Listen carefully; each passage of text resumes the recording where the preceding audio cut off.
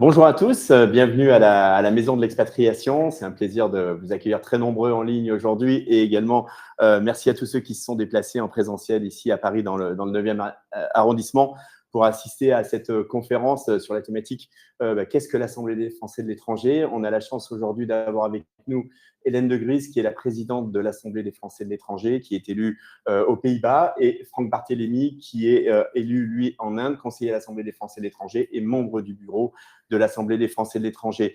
Je vais leur passer la parole, bien entendu. En tout premier lieu, je veux juste rappeler que la Maison de l'Expatriation, donc c'est un projet porté par lepetitjournal.com. C'est la deuxième année qu'on fait ça. Le but, lepetitjournal.com, bien entendu, le média de référence des Français à l'étranger. Je pense que vous êtes très nombreux à le connaître. Et l'objectif, bien entendu, de cette maison, c'est d'accueillir le public gratuitement pour préparer son expatriation ou préparer éventuellement son retour ou mieux vivre son expatriation. Et c'est très souvent orienté autour évidemment du départ, parce qu'une expatriation réussie, c'est une expatriation qui est bien préparée. Et on s'est rendu compte qu'il y avait un vrai besoin d'information, ou de rassembler l'information plutôt, parce que l'information, elle existe, elle foisonne même sur le net. Mais voilà, on a mis en place des checklists. Donc, il y a des conseillères qui sont à votre disposition. Vous pouvez prendre rendez-vous en ligne pour des rendez-vous de 30 minutes gratuits. Vous pouvez venir à la Maison de l'Expatriation, donc dans le 9e arrondissement de Paris, rue de la Tour d'Auvergne. Ça sera un plaisir. Elle est ouverte du lundi au vendredi. Il y a des créneaux à disposition sur le Calendly de la maison disponible en ligne. Il y a également des conférences comme aujourd'hui, des after-work. Il y a tout un programme d'événements. Je vous laisse aller voir sur le site maisondelexpatriation.com, voir ce qui s'y passe. En tous les cas, déjà, vous l'avez trouvé puisque vous êtes présent avec nous aujourd'hui, mais sachez qu'il y a encore plein d'autres choses à venir. Ça sera jusqu'au 17 juillet. Et pour ceux qui auraient des projets d'expatriation un peu plus moyen terme ou long terme, sachez qu'elle sera également disponible en ligne, cette maison, à partir de septembre, avec des créneaux ouverts. Donc, ça ne sera pas 8 heures par jour du lundi au vendredi, mais il y aura des créneaux. Donc, ça sera encore possible de prendre ces rendez-vous gratuitement. Et puis, voilà, on espère évidemment que l'année suivante, on réouvrira. Mais enfin, voilà, on n'a pas encore terminé cette session. Donc, voilà, encore merci à tous pour vous être déplacés. Merci à tous pour vous être connectés et assistés. On va rentrer un peu dans le vif du sujet. Je vais d'abord donner la parole à Hélène et à Franck pour qu'ils se présentent. Et puis après, Hélène, on lancera la présentation que tu as préparée. Merci beaucoup Hervé, merci Damien. Il y a environ un an de ça, on était venu rendre visite à la Maison de l'Expatriation avec Franck, on est presque inséparables, et on avait promis qu'on viendrait pour faire une présentation, et on est là parce qu'on tient nos promesses, donc on est vraiment content d'être là et de pouvoir présenter l'Assemblée des Français de l'étranger. Tu l'as dit, le Petit Journal est un partenaire de choix pour nos communications, partager nos messages et aussi bien préparer l'expatriation. Ce qu'il faut savoir, c'est que vous avez des élus de proximité qui vous représentent dès que vous sortez de France. Alors, malheureusement, on n'est pas encore assez connus. Et ces actions aujourd'hui font partie de ce qu'on essaye de faire, c'est de mieux nous faire connaître et reconnaître. Donc, merci beaucoup de nous donner cette opportunité. Je suis d'abord élue de terrain, élue aux Pays-Bas. J'habite à Amsterdam depuis bien longtemps. J'y reviendrai brièvement dans la présentation que je vais partager avec vous. Ce que j'aimerais savoir, c'est dans la salle, combien de personnes connaissent déjà l'Assemblée des Français de l'étranger? Ah, pas mal. Et je reposerai la même question à la fin pour savoir si notre présentation a été efficace. Je suis Franck Barthélemy, donc comme Hélène le disait, Hervé nous présenter. Je suis un conseiller à l'Assemblée des Français de l'étranger, un élu de terrain comme Hélène, élu en Inde, dans une circonscription un petit peu particulière puisqu'elle comprend plusieurs pays, l'Inde, une partie de l'Inde uniquement, le Bangladesh, le Sri Lanka et le Népal. Voilà, j'ai aussi un mandat particulier dont Hélène parlera un petit peu tout à l'heure et peut-être que je vous le présenterai à ce moment-là. Parfait. Merci. Tu veux qu'on lance peut-être la présentation? Oui, alors l'idée, c'est effectivement, là, j'ai fait une petite présentation que je n'ai pas faite exprès pour vous aujourd'hui, mais je l'adapte à chaque occasion de présenter l'AFE. Et surtout, après, c'est de pouvoir échanger, avoir un échange réellement direct et vivant. Donc, on va commencer la présentation. Donc, l'Assemblée des Français de l'étranger, c'est une assemblée consultative pour et par les Français de l'étranger. Une des premières actions qu'on a faites lorsqu'on a été élu en 2021, c'est de demander une infographie pour que les Français de l'étranger puissent comprendre en un seul clin d'œil, en fait, ce qu'on est et ce qu'on fait. Il y a 2 niveaux de présentation des élus à l'étranger. Il y a d'abord les conseillers des Français de l'étranger, il y en a 442 dans le monde entier. Et parmi ces 442, 90 sont élus au suffrage indirect à l'Assemblée des Français de l'étranger. Ouais. OK. Donc, nous sommes élus pour 6 ans. Ce mandat, cette fois-ci, sera écourté puisque le précédent avait été prolongé en raison de la pandémie, donc il sera de 5 ans. On se réunit 2 fois par an à Paris, habituellement au mois de mars et au mois d'octobre, et on travaille en commission. Il y a 6 commissions thématiques et nous avons la joie d'avoir parmi nous une présidente de commission, Madame Katia Martin, qui est là, présidente de la commission de la sécurité et des risques sanitaires. Merci d'être présente. Donc, on réalise des rapports et des études et Ah oui, j'ai oublié de dire, on a 15 circonscriptions couvrant le monde entier. La nouveauté depuis la réforme, c'est que le président ou la présidente est élu parmi les 90 conseillers. Par le passé, c'était le ou la ministre des Affaires étrangères qui présidait notre Assemblée. Nous sommes donc porte-parole des Français de l'étranger et on défend les droits et les intérêts. Et on est l'interlocuteur du gouvernement sur toutes les questions qui concernent les Français de l'étranger. Alors, l'AFE actuelle a été élue en décembre 2021. Je vous ai partagé des photos récentes. Donc, on a un bureau exécutif avec moi-même et 2 vice-présidents. L'un est élu au Canada, M. Sfer, et l'autre est élu en Italie, M. Bézardin. Notre ministre délégué est actuellement, depuis le 23 décembre 2024, M. Laurent Saint-Martin, qui est à la fois chargé du commerce extérieur et des Français de l'étranger. Je vais me présenter aussi brièvement. Je suis donc née à Calais et j'habite à Amsterdam depuis plus de 20 ans, plutôt 25 d'ailleurs maintenant. Dans la vraie vie, parce que c'est un mandat qui est bénévole, je suis traductrice, interprète et rédactrice. J'ai fait plusieurs mandats précédents à l'Assemblée des Français de l'étranger. J'ai connu l'ancien système, brièvement, mais je l'ai connu quand même. Et je siège avec beaucoup de plaisir dans la commission des affaires sociales, avec Franck Barthélémy d'ailleurs. Là, c'est une photo de famille où vous voyez les 90 élus qui composent notre Assemblée. Donc, dans 2 semaines par an, il y a vraiment le monde entier qui se retrouve rue de la Convention dans le 15e arrondissement. Je vous ai fait brièvement un petit historique. Donc, on remonte à très loin. Et l'AFE, sous la forme actuelle, date d'une douzaine d'années, avec la création des conseillers des Français de l'étranger, qui s'appelait à l'époque conseillers consulaires, et une AFE à 90 élus, avec un président élu en leur sein. On est organisé donc de la manière suivante, avec la présidence, le bureau exécutif, le bureau élargi, 6 commissions et également des groupes de travail. Le dernier en date, effectivement, un groupe de travail sur l'éthique et qui résulte d'une présentation de la Haute Autorité pour la transparence de la vie publique. Et actuellement, il y a 5 groupes politiques au sein de notre Assemblée. Comment est-ce qu'on travaille? Je vous l'ai dit, 2 fois par an à Paris, et on a des travaux en plénière et également en commission. Il y a 6 commissions thématiques, je vous laisse les regarder si vous voulez. Vous voyez que ça touche tous les sujets possibles et imaginables dans nos vies de Français de l'étranger. Le travail en plénière s'organise toujours de la même façon, c'est-à-dire le ministre délégué ouvre avec moi la session et il revient en fin de semaine recueillir nos conclusions, les conclusions de nos travaux. On reçoit toujours aussi la directrice des Français de l'étranger qui intervient plusieurs fois, mais notamment le vendredi après-midi, et c'est toujours un moment fort, un moment important de nos sessions plénières, mais on reçoit également l'Agence de l'enseignement français à l'étranger, la CFE, le bureau de vote électronique ou le centre de crise, malheureusement, je dirais, vu le monde dans lequel on vit actuellement. Cette nouvelle mandature, on a également mis en place des tables rondes sur des sujets définis. On en a organisé une sur le sexisme en politique qui avait pas mal fait couler d'encre, là aussi peut-être malheureusement ou heureusement, mais c'était important qu'on l'organise en début de mandature. Et lors de la prochaine session, il y en aura une sur l'intelligence artificielle. Il y a les mandats particuliers dont tu parlais tout à l'heure. Donc, il y a la commission staff qui gère des subventions aux associations établies à l'étranger, commission des bourses, les administrateurs CFE, donc ça c'est un mandat particulier que tu détiens avec d'autres élus. Ils sont assez variés, et ce qu'on essaie de faire, c'est que les élus qui détiennent ces mandats particuliers doivent rendre compte en plénière de ce qu'ils font dans le cadre de ces mandats particuliers.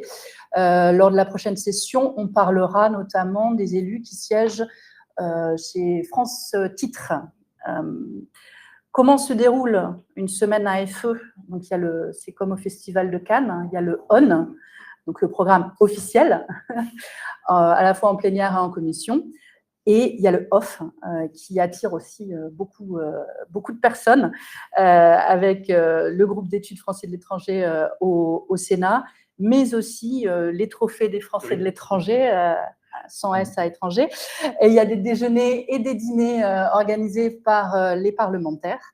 En tant qu'élu, on a également plusieurs outils qu'on peut utiliser, notamment les questions écrites ou les questions orales, qui peuvent concerner plein de sujets différents. Les questions orales font l'objet d'une séquence en plénière le vendredi après-midi, et on peut, presque comme à l'Assemblée nationale, réagir à la réponse parfois insatisfaisante qui nous est proposée.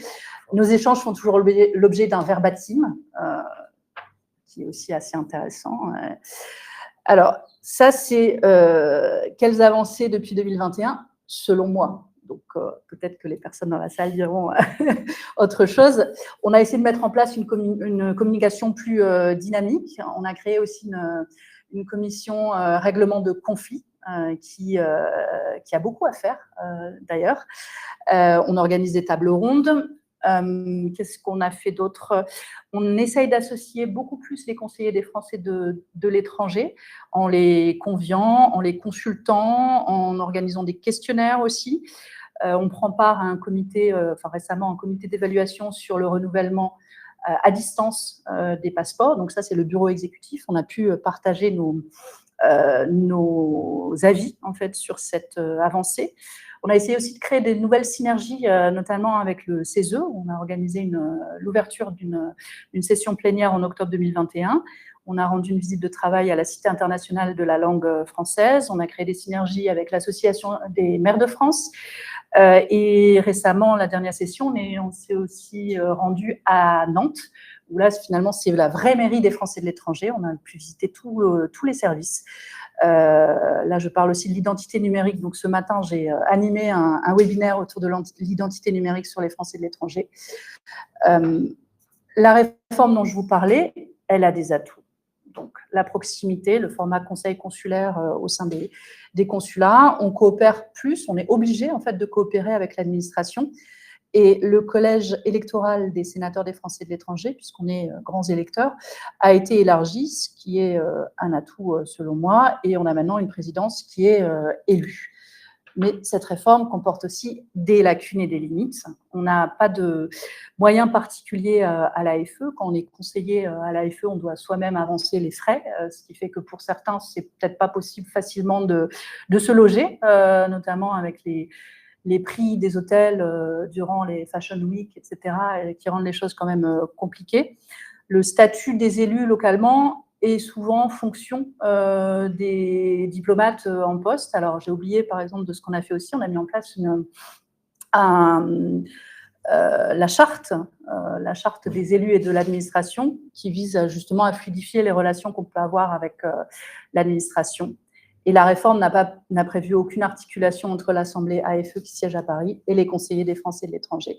Le secrétariat général ne parlait pas aux conseillers des Français de l'étranger, mais ça, je peux l'enlever puisque maintenant, ils communiquent. Donc, c'est une avancée. Je vous ai mis aussi les questions les plus fréquentes qui reviennent. Donc, est-ce bien rémunéré? La réponse est non, puisque ça ne l'est pas. Est-ce que moi, je travaille encore à côté? Oui. Heureusement, puisque je mange, je dois manger et je dois vivre. Combien de temps cela me prend? Je n'ose pas répondre parce qu'en fait, ça me prend du temps, réellement énormément de temps, et tous les jours et beaucoup. Et alors ça, c'était une question, les questions les plus souvent posées par les Français des Pays-Bas et ceux d'ailleurs. Alors pendant longtemps, c'était comment est-ce que je peux prendre rendez-vous pour renouveler mon passeport? Alors ça, c'est de l'histoire ancienne, en tous les cas, aux Pays-Bas, puisqu'il y a des rendez-vous partout. Et maintenant, les questions qui me sont posées concernent plutôt le logement et la retraite. Alors, la retraite, là, on a un rôle à jouer en tant que conseiller des Français de l'étranger et conseiller AFE. Pour les logements, la crise du logement aux Pays-Bas et dans notre pays, malheureusement, ça, on n'a pas de rôle particulier en tant qu'élu.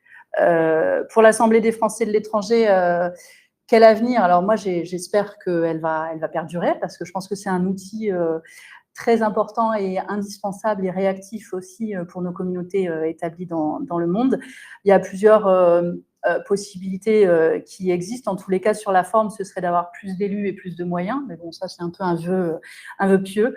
Sur le fond, c'est surtout plus de pouvoir décisionnel. On va dans cette direction avec notamment le staff qui a été revu, donc les subventions aux associations à l'étranger. Et donc, pour moi, c'est un outil indispensable pour vous qui allez vous établir ou qui êtes peut-être déjà établis à l'étranger. Alors, pour la prochaine session, donc vous êtes tous invités. Il faudra vous manifester pour être sur la liste de sécurité, mais vous êtes les bienvenus si vous êtes encore en France à ce moment-là. Les grands moments, ce sera la clôture des assises de la protection sociale. Le ministre Laurent Saint-Martin a annoncé un projet de loi autour des Français de l'étranger, donc il viendra nous le présenter, en tous les cas se nourrir aussi de nos remontées de terrain à ce sujet-là. L'intelligence artificielle, je vous en ai parlé. Il y aura également le GIEC qui viendra présenter son rapport. Et il va y avoir donc un test grandeur nature du vote par Internet, et je pense qu'on en parlera en plénière. Comment suivre l'AFE? On a un site Internet, on a même désormais un blog où les élus peuvent écrire des billets. Donc ça, il faudra que je mette à jour. On a créé aussi 2 boucles Telegram pour pouvoir communiquer avec les élus de manière interactive.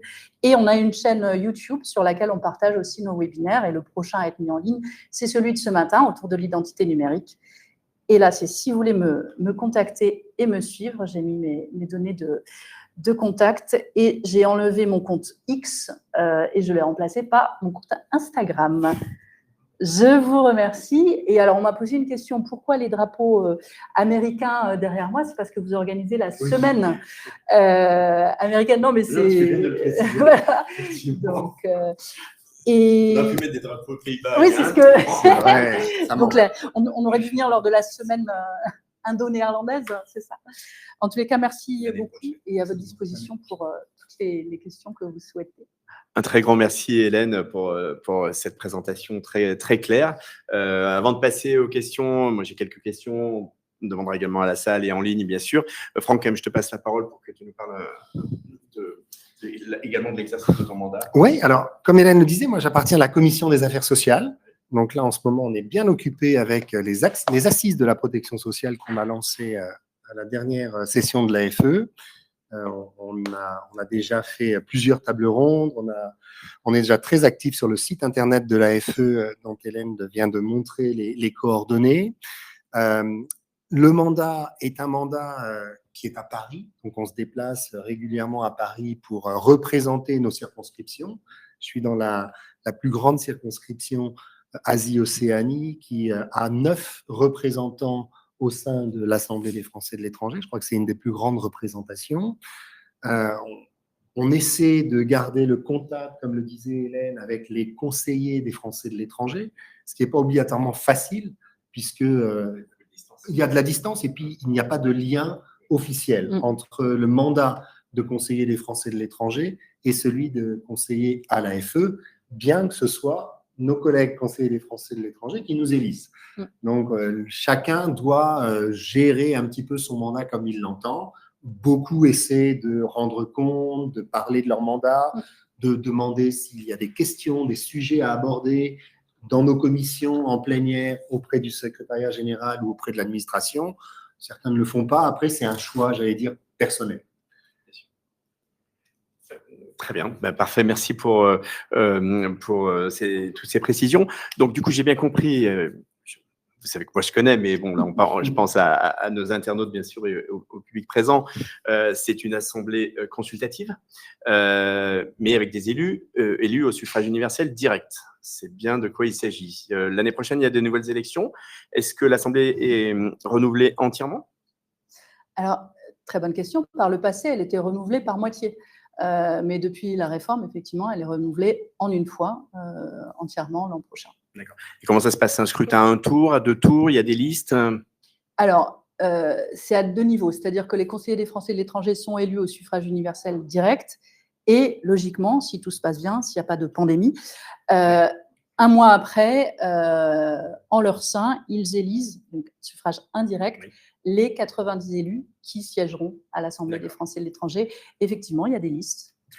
Donc, les électeurs français qui sont inscrits sur les listes électorales dans les consulats, c'est quoi, à peu près 1 800 000 personnes, peuvent aller voter, enfin doivent aller voter plutôt, et donc ils ont un choix de liste par zone géographique pour élire les 442 conseillers consulaires qui eux-mêmes derrière, un mois après, élisent les 90 Exactement. qui eux-mêmes élisent la présidente. Voilà. Est-ce que j'ai bien résumé? Ah mais c'est parfait. J'ai fait ça très bien. Alors, pour pousser plus loin, vous avez également un rôle politique important puisque vous êtes les grands électeurs de nos sénateurs des Français de l'étranger. Est-ce que tu peux nous expliquer, Hélène? Alors, effectivement, les 442 plus les délégués consulaires forment le corps électoral des sénateurs des Français de l'étranger. Donc, il y a 12 sénateurs des Français de l'étranger qui sont renouvelés, eux, par moitié, en fait, donc en septembre prochain. Oui. Donc dans un an et 3 mois, ils seront renouvelés. Donc on est grands électeurs aussi. Alors, rôle important, mais c'est une partie de notre rôle. Bien sûr, c'est important, mais c'est quand même important parce que du coup, on est représenté, les Français de l'étranger, par alors nos députés depuis 2012, élus au suffrage universel direct, mais par 12 sénateurs des Français de l'étranger qui sont élus par ce cortège électoral. Ouais. Donc, c'est quand même de la représentation nationale au plus haut niveau dans notre chambre basse. Et donc, du coup, c'est quand même je dirais, un élément important de votre mission. Alors oui, à plusieurs niveaux. Alors, on a une représentation, je dirais, totale. On a la représentation non parlementaire. Oui. On est là, ici.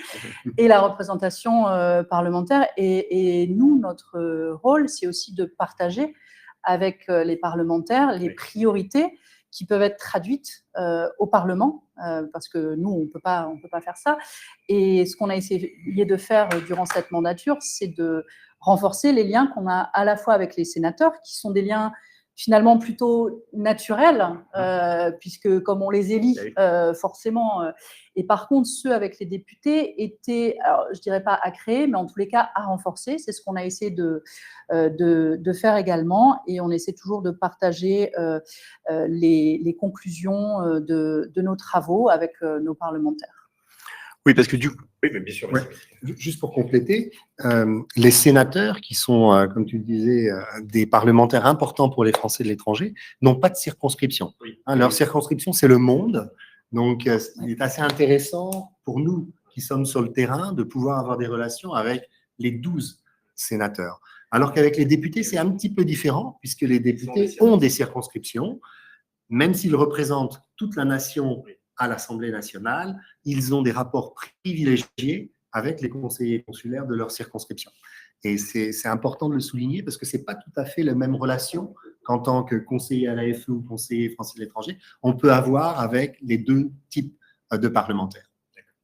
C'est une précision très importante et on comprend bien effectivement l'imbrication qui est différente. Donc, du coup, l'année prochaine, il y a des élections. Comment ça se passe? Est-ce qu'on a parlé de liste, par exemple? Est-ce que, du coup, vous-même, vous êtes affilié à des partis politiques tels que ceux qu'on connaît c'est-à-dire qu'il y a une liste, je sais pas, Parti socialiste, une liste UMP, une liste Front National. Comment ça se passe? Rassemblement national, pardon. Alors, la question est adressée à moi-même ou en général. En général. Bah, ce que je peux dire, c'est qu'il y a eu une évolution.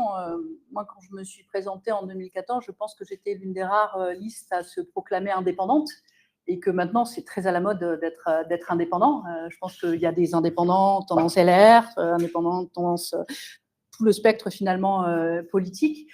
Donc, je pense que dans un an, les choses peuvent changer et on verra comment ça se passe. Ça dépend aussi des circonscriptions elles-mêmes, puisque dans certaines zones du monde, ça peut être un atout de dire qu'on est soutenu par un parti donné, et dans d'autres pays, ça peut avoir un effet repoussoir. Donc, ça dépend. Et c'est des listes par pays, enfin par circonscription consulaire en fait. Voilà. Ouais, voilà. Et en fait, c'est rapporté au nombre de Français. Oui. Et le nombre d'élus est aussi. Et par rapport au on nombre parle de Français. liste, mais en fait, finalement, il y a, parce qu'il y a plusieurs personnes sur la liste, c'est une sorte de proportionnel. Comment ça se passe? Ça dépend du nombre de postes en réalité. Donc, oui, sur des pays ou des circonscriptions où il y a beaucoup de Français, il n'y a pas qu'un élu, il y a plusieurs élus. Oui, il y a plusieurs élus. Par exemple, aux Pays-Bas, il y a 5 élus conseillers des Français, enfin, il y avait 5, là on va voir combien il y en aura. Il y a 5 élus conseillers des Français de l'étranger et il y a un délégué consulaire. Et on avait donc des listes de 11 personnes. D'accord. Okay. Ce qui est important de dire aussi, c'est que le nombre d'élus est déterminé par le nombre de Français inscrits au registre. Ouais. Donc, si vous voulez avoir beaucoup d'élus des Français de l'étranger, inscrivez-vous en masse sur les registres consulaires. C'est vraiment important pour nous, qui sommes une représentation, pour nos consulats aussi, pour lesquels une partie de leur budget dépend du nombre d'inscrits au registre consulaire. Donc, c'est vraiment une institution, ça veut dire, le registre consulaire, très important. Juste une question, justement, à l'internaute, pour savoir comment on s'inscrit, tout simplement, pour voter et pour... Voilà, comment ça marche. Alors, pour voter, déjà, est-ce que la personne est inscrite C'est une question générale, quelqu'un qui veut partir à l'étranger. Eh ben, il faut s'inscrire au registre déjà, et ensuite bien veiller à ce que... alors, on a le vote Internet, par Internet pour les prochaines élections des conseillers des Français de l'étranger. Donc, il faut veiller à ce que les emails et numéros de téléphone soient à jour au niveau du registre. Et aussi, alors c'est bien parce que vous me permettez de faire un appel, il faut aussi idéalement activer l'identité numérique certifiée.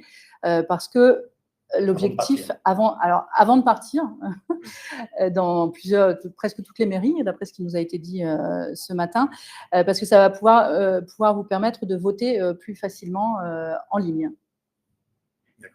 Donc, registre consulaire, ça veut dire qu'on va à son consulat quand on arrive dans son pays de résidence, on est inscrit au consulat, au registre consulaire, on est identifié et par la même occasion, on s'inscrit sur les listes électorales. Ça va ensemble en principe. En fait, ça se fait en ligne. Ça se fait en ligne, d'accord. Okay. Donc, on n'a plus besoin de se déplacer. Alors, on peut choisir de s'inscrire uniquement sur le registre ou uniquement sur...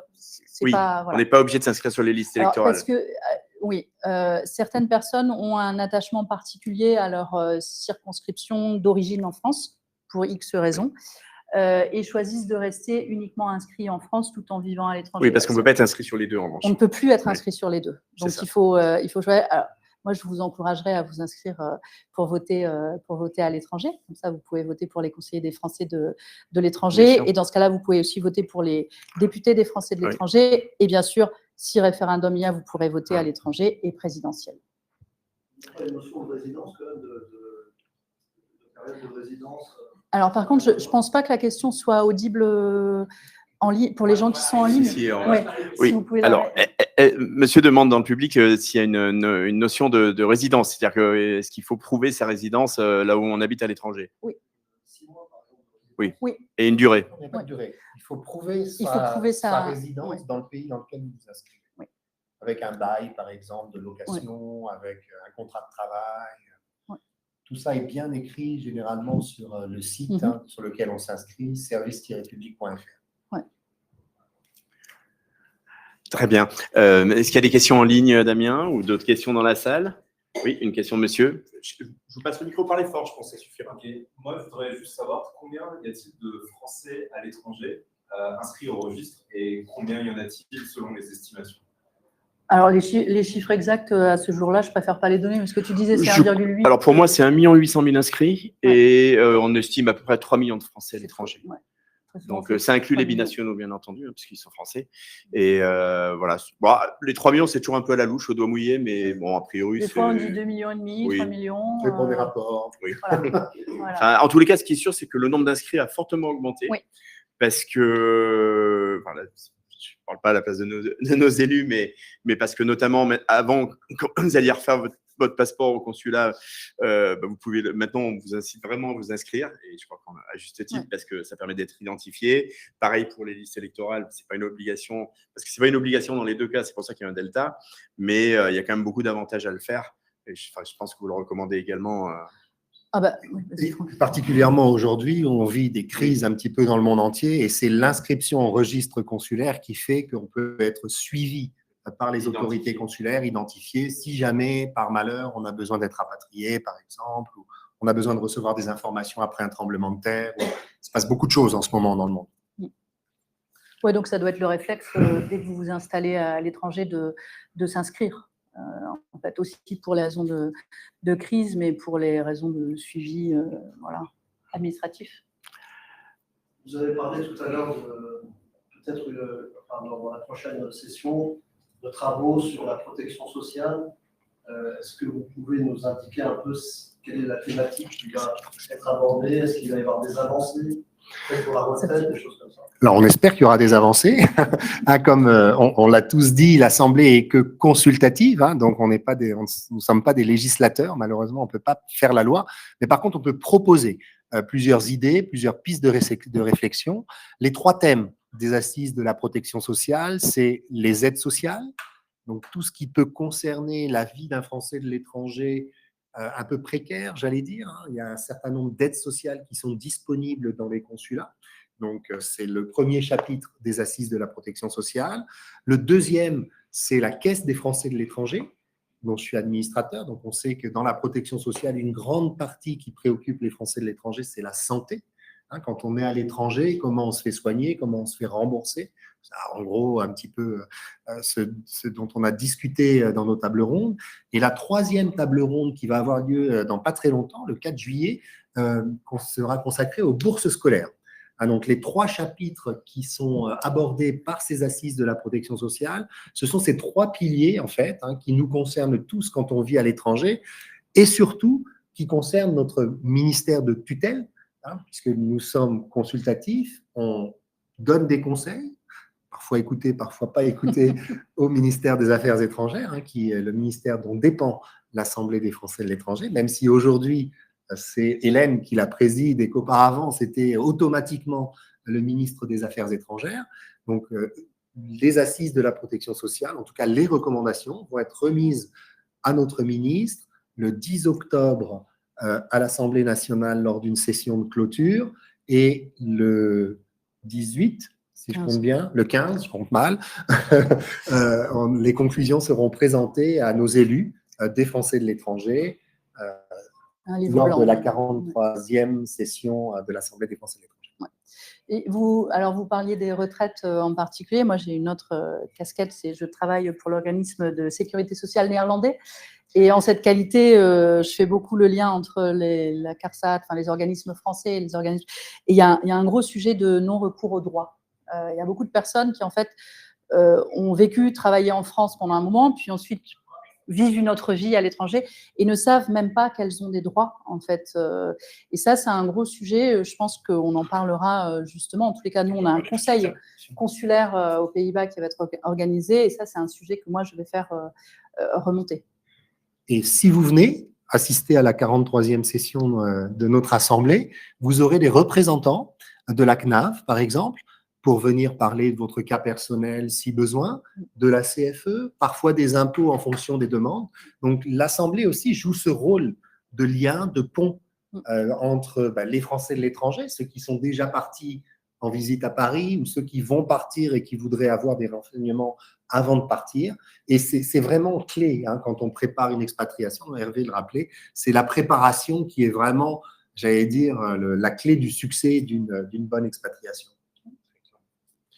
Une question justement on a évoqué un peu votre rôle en tant que conseiller. Vous expliquer un petit peu au quotidien comment ça se passe pour vous, le contact avec les Français ressortissants? Alors, moi, ce que j'ai rappelé en préambule, c'est que je suis d'abord une élue de terrain. Donc, je communique aussi beaucoup avec les Français des Pays-Bas sur les réseaux sociaux, par des infolettres.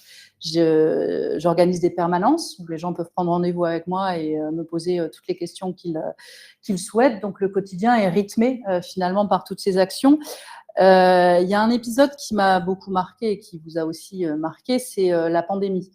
Et moi, mon rôle, alors à l'époque, je présidais pas l'AFE au début de la pandémie, mais je me suis rendu compte que les Français des Pays-Bas, ils avaient besoin en fait d'informations. Et il y avait ces conférences de presse, comme vous avez dû connaître en France, et il y avait la déclinaison néerlandaise, mais beaucoup de Français des Pays-Bas ne parlent pas néerlandais. Donc moi, ce que je faisais, c'est que je traduisais, c'est mon métier aussi, donc j'ai des facilités, en quasi direct les conférences de presse néerlandaises que je rebasculais partout.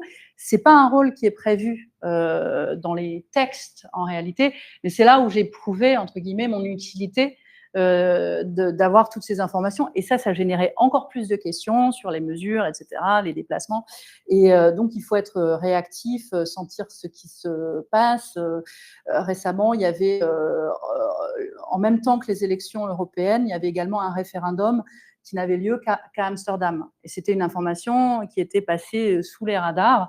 Donc là aussi, j'ai informé. Donc en fait, c'est un peu faire ce lien par rapport à la situation locale et la situation française. Donc ça, c'est pour le mandat local. Et puis au sein de l'AFE, le mandat, j'ai tous les jours des sollicitations diverses, des questions sur les retraites, sur plein d'informations, sur le législatif, ce soit les parlementaires qui me contactent, l'administration. J'ai souhaité qu'il y ait un webinaire sur l'identité numérique parce que je voyais les questions arriver déjà localement. Je me suis dit là, il y a vraiment besoin d'explications. Et donc, c'est un peu sentir l'air du temps et anticiper. Autre chose aussi, je suis un petit peu longue, ce que je tiens à signaler, c'est que les Français de l'étranger ne sont pas des nantis ni des privilégiés. Alors, ils existent, comme partout, mais ça, c'est un gros travail aussi d'éducation qu'on essaye de mener au sein de l'AFE pour expliquer que il y a toutes sortes de profils qui composent les Français de l'étranger. Et quand on voit les clichés qui perdurent encore aujourd'hui, même au Parlement, on se dit qu'il y a encore beaucoup de travail à faire. Et même en Europe, pas mal de personnes se disent « Non, mais vous, en Europe, tout est simple, tout est réglé. » Eh bien non, il y a plein de spécificités locales, nationales qui font qu'on est Français de l'étranger et qu'en fait, on ne doit pas s'opposer les uns les autres, mais au contraire, se battre pour améliorer le quotidien. Bien sûr. Franck, peut-être ton retour de terrain aussi en Inde? Alors, ouais, qui est très différent. Moi, je suis dans une petite circonscription, même si j'habite dans un très grand pays. Nous sommes que 3 élus dans cette circonscription. On est à peu près 2500 à 3000 Français qui habitons dans cette circonscription multi-pays. Alors moi, je suis basé en Inde, à Bangalore. Donc, j'ai pas tout à fait, évidemment, la même expérience que Hélène, qui est dans une grande circonscription avec beaucoup de Français. Petit pays aussi. Hein. Grand, petit, l'inverse. C'est là exactement l'inverse. Et donc, chez moi, j'ai beaucoup moins de questions quotidiennes et j'ai plus des questions qui viennent sur la technicité, on va dire, de quelques personnes qui peuvent se trouver par accident dans une précarité parce qu'ils ont perdu leur emploi, des choses comme ça. Mais ce n'est pas aussi régulier, aussi souvent que dans les grands pays, ou en tout cas dans les pays où il y a beaucoup de Français de l'étranger. J'imagine que si on avait des élus de Dubaï, ça serait encore très différent. Si on avait des élus de Madagascar, ça serait encore très différent. Parce que dans chaque pays, les profils en fait, des Français sont différents. Moi, j'ai souvent ce raccourci pour décrire un peu ma circonscription. Moi, j'habite dans un pays où on a des vrais, entre guillemets, expatriés, où les entreprises prennent quasiment tout en charge. Ah oui. Donc, les gens qui sont comme moi, entrepreneurs qui habitons dans ce pays, on est là depuis longtemps, on se débrouille, j'allais dire, on connaît bien, on n'a pas obligatoirement besoin des élus locaux. Les vrais expatriés, comme je les appelle, n'ont pas non plus obligatoirement besoin des élus locaux, parce que leur entreprise fait tout le travail, en fait, que vous, peut-être, qui allez partir à l'étranger, allez faire tout seul si vous venez en tant qu'entrepreneur.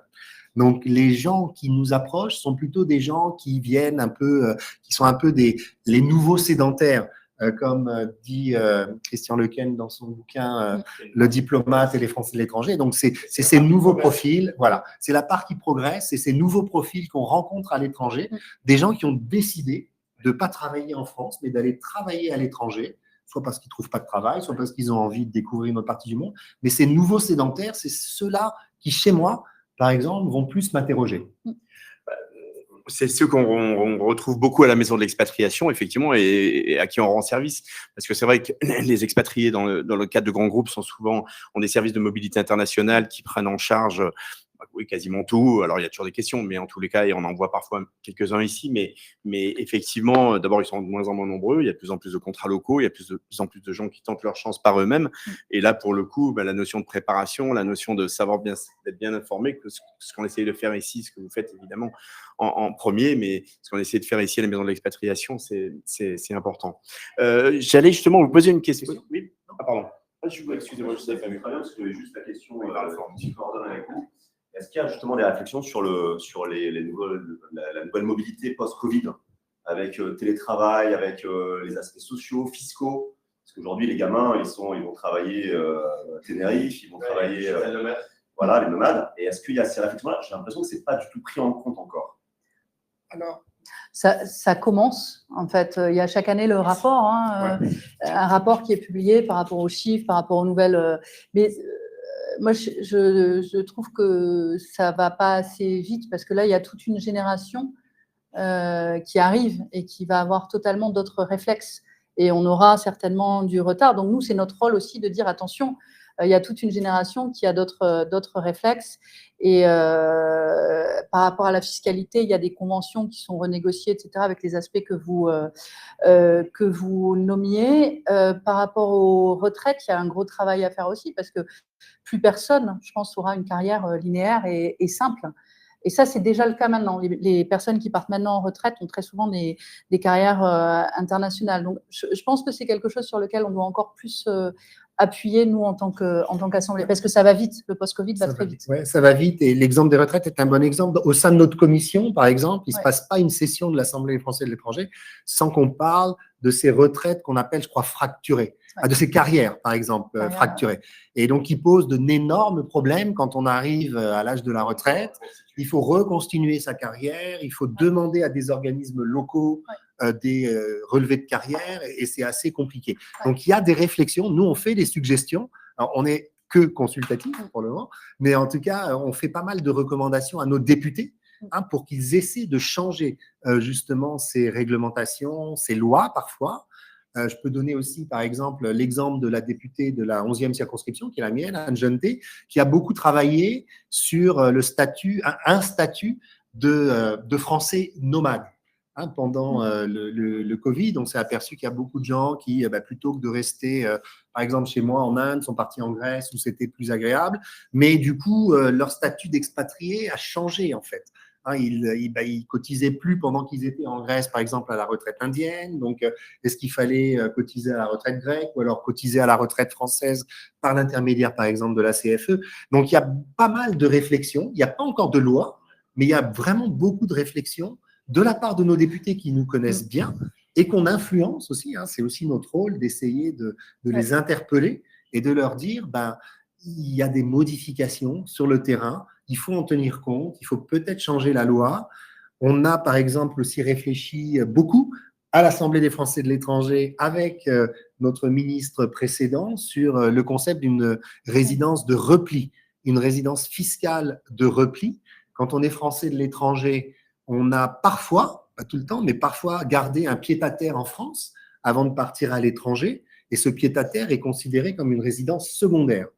Alors que quand on habite dans un pays à risque, par exemple en Iran, pour citer quelque chose de récent, qu'on a besoin de rentrer d'urgence en France, est-ce que c'est tout à fait juste que notre résidence secondaire soit considérée comme une résidence secondaire? Donc, on a réussi à convaincre nos parlementaires de dire, si on n'arrive pas à généraliser ce concept de résidence de repli pour tout le monde, les Français de l'étranger du monde entier, peut-être qu'on peut commencer par s'intéresser aux Français de l'étranger qui habitent dans des zones à risque. Et ceux-là, s'ils sont obligés de se rapatrier en France, de vivre dans leur résidence secondaire, pendant 1 an, on va leur exonérer la taxe d'habitation sur les résidences secondaires. Alors, c'était le Covid, ça peut être la guerre, ça peut être tout, en fait. Pour le moment, je crois qu'on a revu ce décret il n'y a pas très longtemps. Il me semble qu'il y a 4 pays qui sont sur ce décret. C'est plutôt des zones à risque à guerre, j'allais dire. Très bien. Ce que j'entends dans ce qu'on vient de ce que vous venez de dire, c'est qu'en fait, vous êtes sollicité par les Français de l'étranger qui vous ont élu, donc c'est totalement légitime, mais pour des questions finalement qui me semblent relever parfois de l'administration. C'est-à-dire qu'en fait, c'est quoi? Ils ont posé la question au consulat, ils n'ont pas eu de réponse, ils viennent vers vous, ou vous répondez à la place du consulat? Expliquez-nous. Alors, parfois, il y a l'algorithme qui fait qu'il pose une question et c'est peut-être mon site qui remonte en premier. En fait.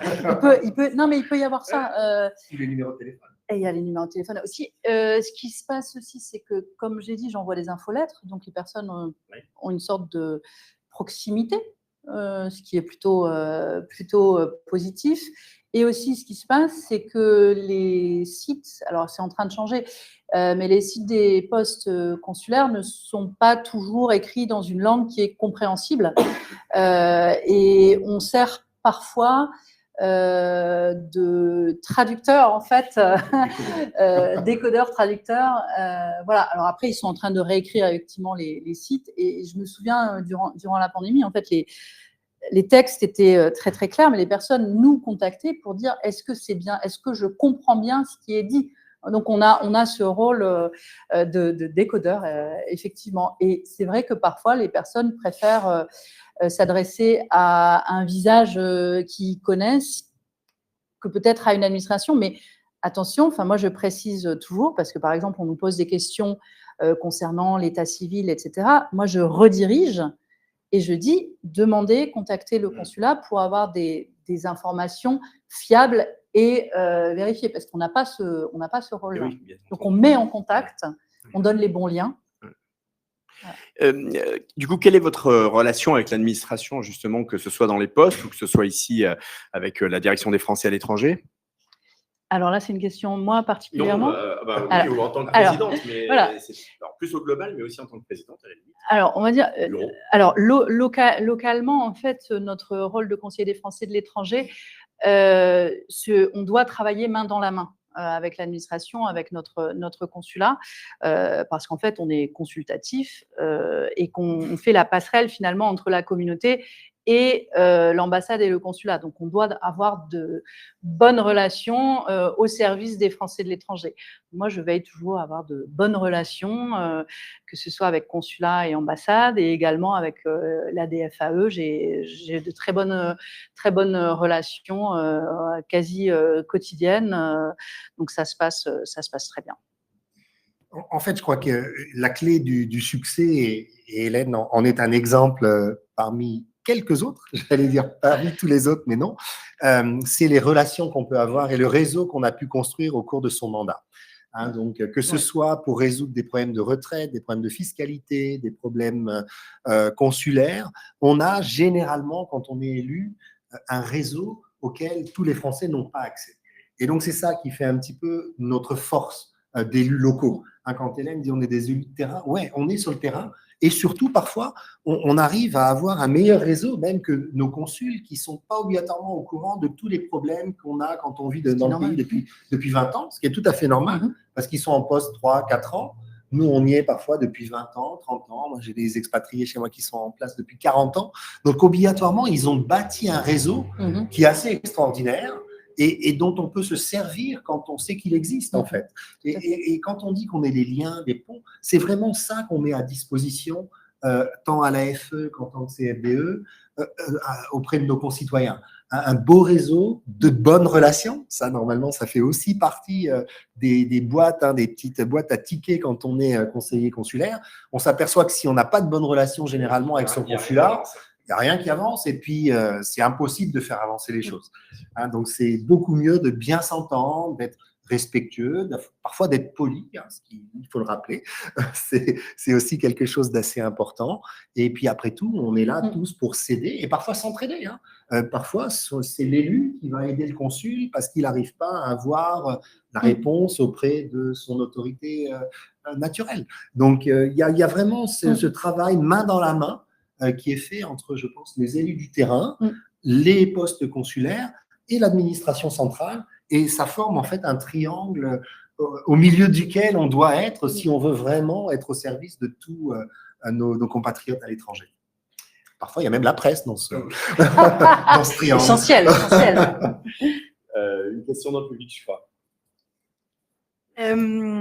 comment est-ce que sont réparties les circonscriptions? Parce que là, vous parliez de plusieurs pays que vous couvrez, mais en fait, les Français qui sont dans ces différents pays n'ont pas forcément les mêmes besoins, peut-être. Est-ce que c'est par pays, les circonscriptions? Est-ce que c'est par rapport au nombre de Français qui sont inscrits? Comment est-ce que ça se découpe? Alors, pour l'AFE, il y a 15 circonscriptions. Donc, moi, par exemple, c'est le Benelux. Donc, je crois que, voilà, il y a 3 pays plutôt condensés. Pour toi, même c'est bien plus large. C'est l'Asie-Océanie. En fait, comment elles sont déterminées, ces circonscriptions? Souvent, c'est en fonction du nombre de personnes qui habitent dans la circonscription. Par exemple, pour les Français de l'étranger et en France, les députés ont une circonscription qui fait à peu près 100 000 habitants. Donc, on a calqué ce modèle-là pour les députés des Français de l'étranger. Donc, il y a des députés qui vont avoir, comme Hélène, 3 pays, d'autres qui vont en avoir 50, parce que des fois, pour faire 100 000, particulièrement dans ma zone, il faut additionner beaucoup de pays. Et pour avoir un certain nombre d'élus aussi représentatifs, il faut aussi avoir un minimum de Français. On a des collègues, par exemple, qui sont seuls élus dans leur circonscription, parce que là où ils sont, on n'a pas pu trouver de pays voisins assez proches ou assez similaires pour avoir plus qu'un élu. Chez moi, on est 3 élus parce qu'on a à peu près 3000 Français qui habitent dans la circonscription. Est-ce qu'on a réfléchi au profil des Français du Sri Lanka, de l'Inde, du Bangladesh ou du Népal? Je ne suis pas très sûr. À mon avis, en 2014, quand Hélène Conway-Mouret a fait la répartition, on va dire, par circonscription, elle a dû prendre une carte, elle a dû faire des calculs avec toute son équipe pour dire comment je vais faire pour qu'il y ait 100 000 personnes dans telle ou telle circonscription.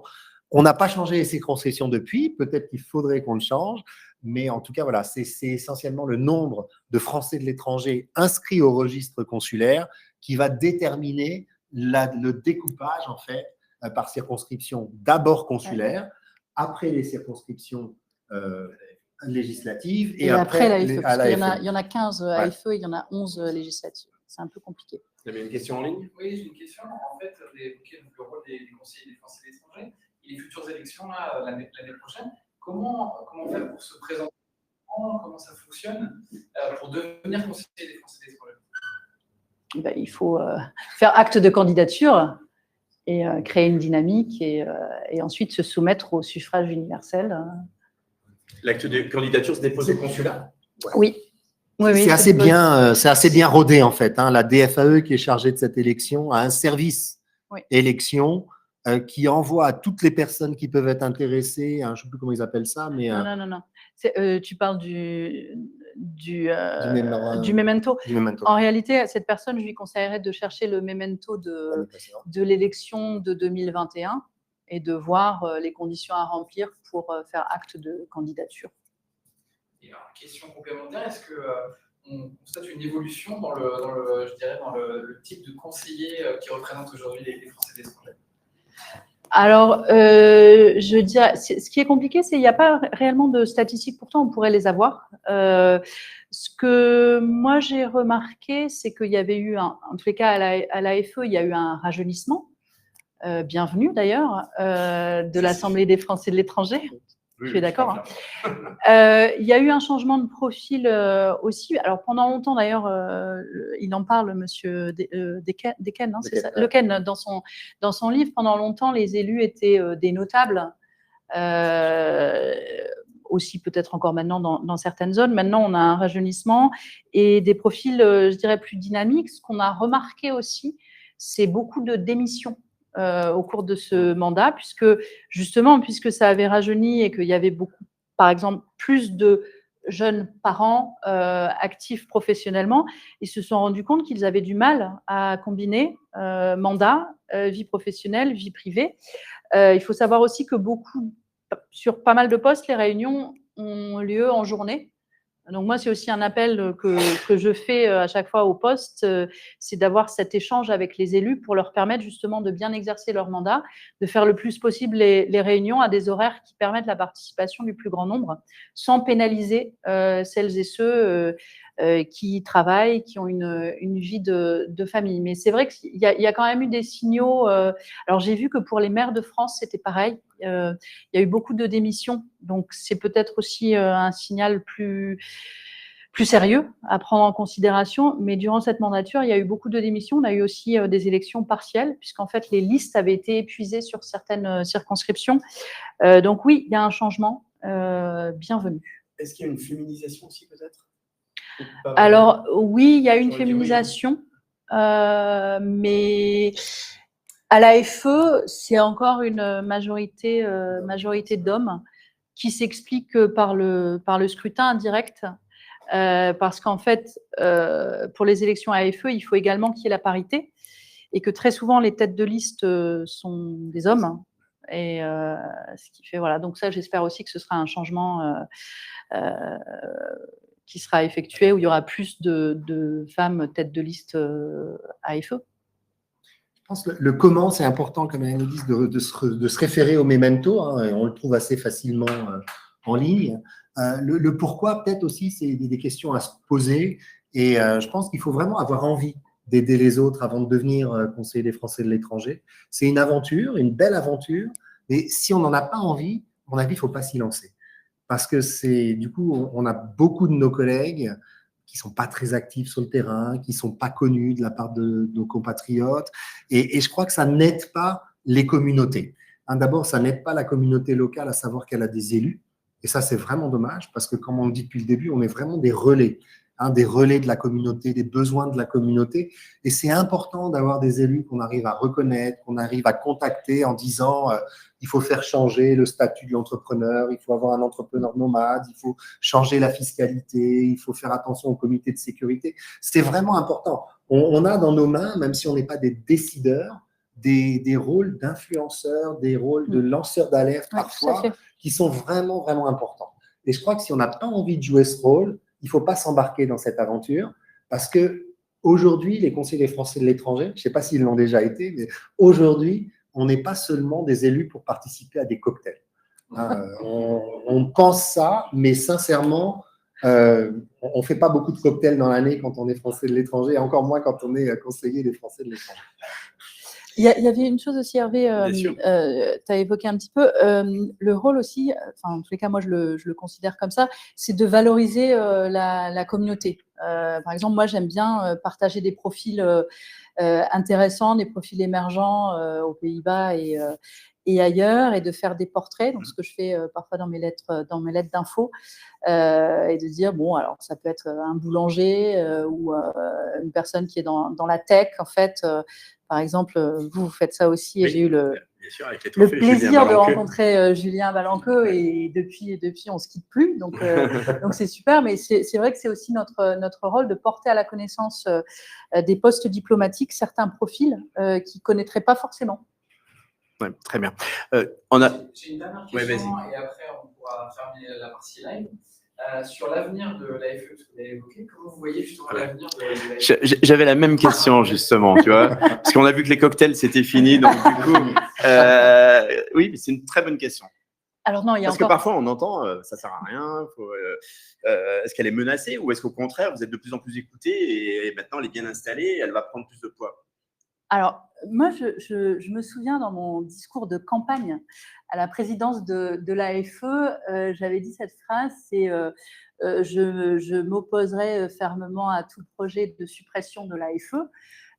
Ça, c'est voilà. Et ce que j'essaie de faire durant ce mandat de présidente, c'est de montrer toute l'utilité et la pertinence de l'AFE. Alors, je sais qu'on vit dans une société où on aime peut-être bien détruire ou alors prendre des décisions assez rapides en disant, voilà, alors déjà, on coûte très peu, donc ça, c'est important de le dire, et je pense qu'on rapporte finalement beaucoup. On fait du travail aussi de manière informelle. Alors, je sais que les consulats n'aiment pas forcément entendre qu'on dit ça, mais c'est vrai qu'on répond à des questions où on oriente, ce qui finalement voilà, les aide beaucoup. Je pense que durant cette mandature, on a essayé de prouver notre pertinence, le fait qu'on soit en phase avec nos communautés, comme la question du monsieur là-bas, de justement sentir l'air du temps, les problèmes de mobilité, etc. Et on a créé des synergies qui, à mon avis, montrent que l'AFE est là pour rester. En tous les cas, sur la base de ce qu'on a essayé de mettre en place, il n'y aurait aucune raison d'eux. Et je ne peux pas regarder dans une… voilà.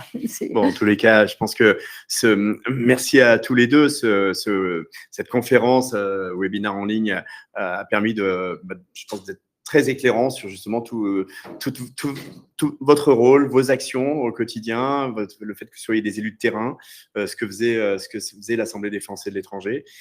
C'était extrêmement riche et extrêmement intéressant.